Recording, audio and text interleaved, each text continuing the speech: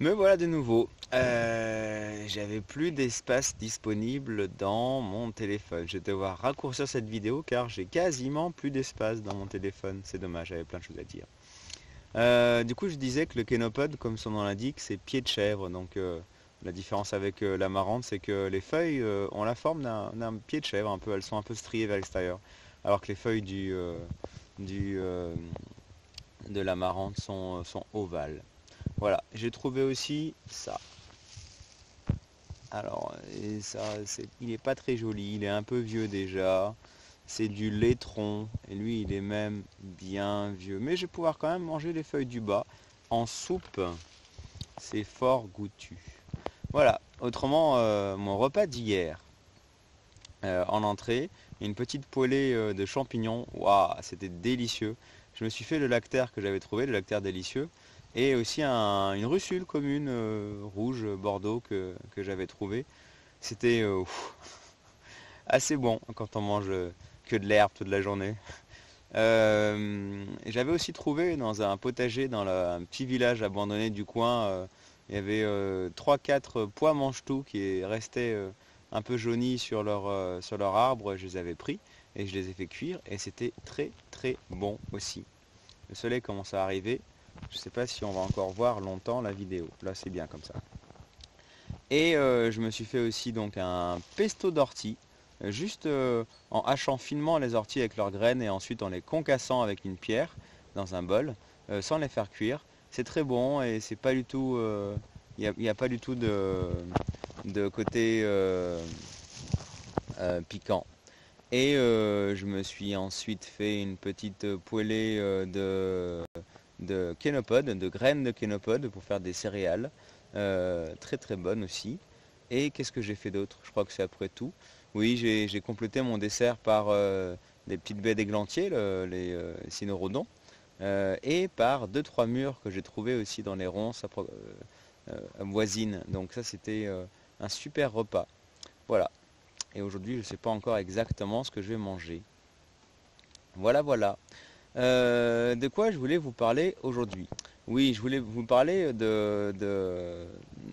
lien entre l'expérience solitaire que je suis en train de mener là et l'expérience de groupe que j'affectionne particulièrement. Puisque en réalité, la vidéo à laquelle je parle, c'est une manière de ne pas être totalement seul, puisque j'ai toujours un peu du mal avec la solitude. Et en même temps, je recherche cette solitude, puisque je suis quand même allé passer une semaine dans les bois en essayant d'éviter le plus possible les contacts. Il se trouve que dans le lieu où je suis, étant donné qu'il y a des sources chaudes, c'est quand même pas mal visité. Il y a même des gens qui campent. J'ai découvert même des maisons dans les bois un peu partout autour en allant me balader, avec même quelqu'un qui faisait un superbe potager avec des belles tomates, du maïs, du tournesol. Ça donnait envie, mais c'est son potager et c'est pas ma nourriture à moi. Donc je croise des gens quand même assez régulièrement, puis quand je vais me baigner dans les sources chaudes, il y a aussi pas mal de gens. Mais j'ai choisi cette semaine de faire ça en solitaire, c'est-à-dire de parler le moins possible aux autres, sans faire non plus mon rustre, et donc de rester beaucoup plus dans l'intériorité et en méditation. Donc ça peut paraître assez bizarre des fois de me fréquenter dans les sources quand les gens se parlent et quand moi je suis dans mon petit monde méditatif. Mais c'est une expérience qui est quand même vraiment intéressante de recentrage, de se retrouver soi-même, de ne pas être en dispersion dans la communication. Je ne dis pas que la communication est forcément une dispersion, mais ça demande de l'énergie et de la relation. Et là, je suis plutôt en mode recentrage intense sur moi-même. Voilà.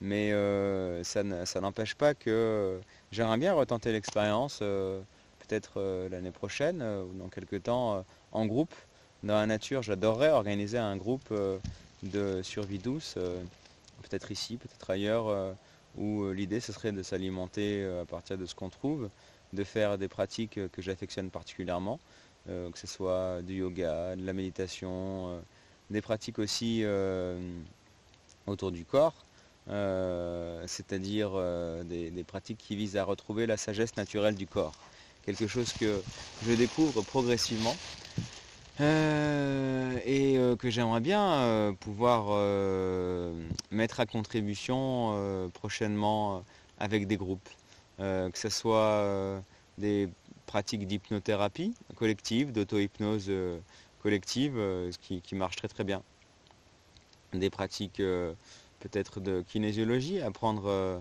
à se toucher les uns les autres en mode qu'est-ce que ça m'apprend l'endroit où je touche et ce que je reçois comme information.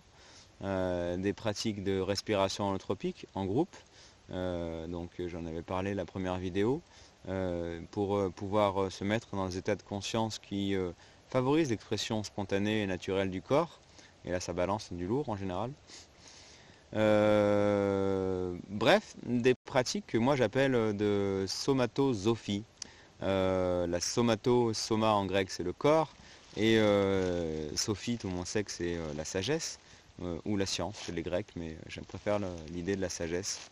La philosophie étant la recherche de la sagesse, la psychosophie, que peut-être vous connaissez, qui est un terme employé par Patrice Brasseur, quelqu'un que j'aime beaucoup, qui fait des conférences régulièrement dans la région grenobloise d'ailleurs. La psychosophie étant la sagesse de l'âme, puisque psyché en grec c'est l'âme. La somasophie ou somatosophie, j'aime bien employer ce terme, ce serait l'idée de retrouver la sagesse du corps.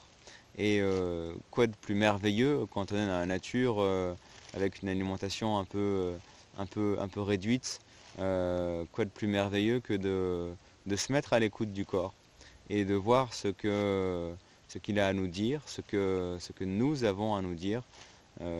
Alors des fois on n'écoute pas, on n'y arrive pas. La méditation quotidienne, que ça puisse être en mangeant, en marchant, en restant assis. Des fois c'est difficile parce que le mental interfère beaucoup. Donc il y a tout un tas de pratiques qui consistent à modifier légèrement l'état de conscience pour pouvoir avoir accès un peu au corps, à nouveau au corps. Dans l'hypnose ericksonienne, l'hypnothérapie, on chante un peu le mental et la conscience puisqu'elle est occupée à d'autres choses et que vu qu'elle est dissociée du corps, c'est ce qu'on appelle la dissociation, eh bien le corps peut proposer des solutions pour pouvoir harmoniser un petit peu tout ça. C'est la sagesse du corps. Erickson connaissait bien ça. Je pourrais éventuellement vous en parler un peu plus longuement dans une autre vidéo. Dans la kinésiologie, on va directement demander par l'intermédiaire d'une tierce personne au corps ce qu'il en pense, ce qu'il veut témoigner de son propre vécu, parce que le corps a une vie évidemment. On peut aller chercher aussi là où sont stockées des émotions, là où sont bloquées des énergies, et tout ça à partir d'un contact par le toucher, ou même certains ne le font que par magnétisme et sans même toucher le corps, ça dépend des personnes. Et puis enfin, dans la respiration holotropique, on se met dans un état de conscience modifié par hyperventilation et par musique très très rythmique, très chamanique, qui vont permettre une extériorisation de ce que l'on a retenu dans notre corps pendant peut-être déjà trop longtemps.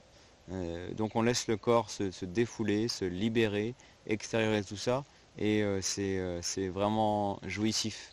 Et en même temps, on ne s'autorise pas dans un état de conscience normal, on pourrait le faire. On pourrait le faire avec, par exemple, certaines danses qui aident à l'expression corporelle. Ça, c'est aussi très très intéressant. Mais vu qu'on a un mental en général à toute épreuve, il faut qu'on se mette dans certains états modifiés de conscience pour pouvoir nous permettre de libérer ces énergies qui sont contenues ici là dans le corps. Donc voilà, je suis en train de penser sérieusement en ce moment à mettre en place ce genre de groupe de pratiques de somatosophie, puisque j'affectionne particulièrement le travail en groupe que je pratique aussi depuis quelques temps maintenant, et dans lequel on s'aperçoit que l'autre est toujours un reflet de soi-même. Les groupes se constituent jamais au hasard, c'est toujours excellent, et on rencontre toujours les personnes qui appuient sur la bonne case, qui font levier sur la bonne case chez nous, et qui nous permettent de découvrir, si jamais on est conscient de ce phénomène de réciprocité et de renvoi l'un à l'autre, qui nous permettent de réaliser un peu mieux ce qu'on a à l'intérieur de nous. Regardez l'autre et voyez ce que vous n'aimez pas chez lui, ce que vous ne pouvez pas supporter chez lui, ce que vous détestez chez lui, eh bien c'est une part de vous-même que vous ne voulez pas accepter. Regardez l'autre et voyez ce que vous admirez chez lui, ce que vous enviez chez lui, ce que vous jalousez chez lui. C'est une part de vous que vous avez, mais que vous n'avez peut-être pas encore investi, vous n'avez pas encore compris. Donc c'est génial de voir l'autre comme ça. Et dans les groupes, c'est toujours ça qui se passe. C'est des renvois, des miroirs que les uns et les autres se font et qui nous permettent de mieux nous connaître nous-mêmes. Si jamais on est accessible à ce genre de réflexion et d'intériorisation de nos projections dans l'autre. Voilà, c'est pour ça que les groupes m'apportent toujours énormément. Et donc je suis assez convaincu qu'on ne travaille jamais autant que quand on est en relation avec l'autre, que ce soit dans un couple ou dans un groupe un peu plus élargi. Le couple étant vraiment le miroir quotidien de ce que l'on ne veut pas voir chez soi et de ce sur quoi il faut encore qu'on travaille. C'est la raison pour laquelle on a rencontré exactement cette personne et pas une autre. En général, ça fait bien mal, ça renvoie à des blessures qui étaient très profondément ancrées en nous, qui remontaient en général à notre petite enfance et à notre relation à nos parents. Relation qui, bien évidemment, n'a pas encore été guérie puisqu'elle provoque très souvent des blessures. Pourquoi est-ce qu'elle provoque des blessures? Eh bien parce que c'est exactement ce qu'on est venu chercher en venant s'incarner. Ça, c'est une croyance que vous pouvez ou non partager. Je vous laisse le choix. Et je viens d'avaler une petite bébête. Tiens, c'est ma première protéine animale de la journée. Parce que sur ce boulot, il y a des tas et des tas de petites bébêtes vertes, d'ailleurs, qui sont en train de m'envahir de partout. Je ne sais pas si on les voit. Pouf, pouf, pouf, sur ma jambe. Bref, elle grimpe de partout sur moi, sur mon sac, et il y en a même une qui a décidé d'entrer dans ma bouche. Donc bon, bah, il a fallu que je l'avale. En même temps, ça ne fait pas moi quelqu'un qui n'est plus vegan pour autant, puisque l'animal n'a pas été exploité, il s'est donné à moi très gentiment, et je l'ai avalé. Bref. Que disais-je? Oui, je disais que le groupe et le couple sont des formidables manières de travailler sur soi, mais je pense aussi que c'est quand on se retrouve seul face à soi-même que l'on travaille énormément d'un autre point de vue. Cette fois-ci, on ne peut plus projeter sur l'extérieur, on est bien obligé de se confronter à soi-même et de retrouver les vieux démons qu'on a.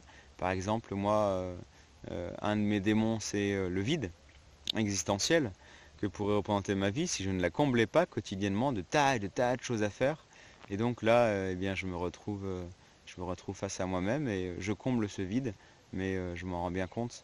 Et en même temps, ce matin, je me suis autorisé à rester dans mon lit un peu plus longtemps. Et c'était l'occasion de réflexions intéressantes du genre, mais quand même, il faut que je fasse ça et ça et ça et ça encore aujourd'hui.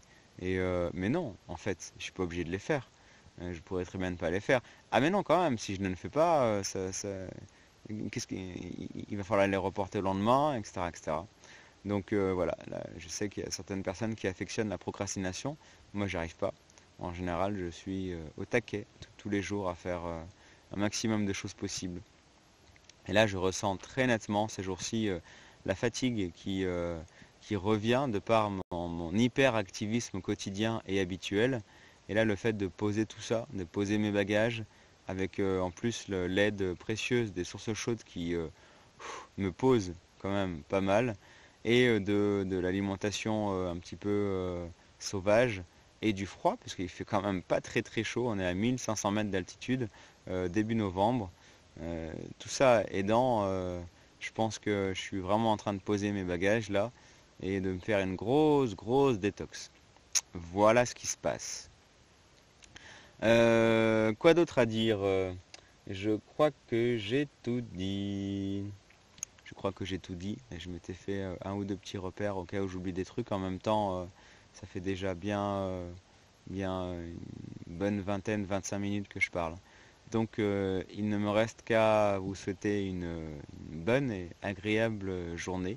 Moi je vais continuer la mienne en allant me balader et j'espère trouver des champignons. Je pose l'intention. En même temps, si j'en trouve pas. Mais c'est tellement bon un petit champignon. Autrement, j'ai repéré hier un coin où il y avait des ronces avec quelques murs encore. On est en début novembre, il n'y en a plus beaucoup. Mais je vais aller me régaler avec ça. Et ensuite, j'irai cuisiner. Voilà, bonne journée et à très bientôt. Je pense que je referai une dernière vidéo et ensuite j'aurai plus du tout de place dans mon téléphone. Plouf.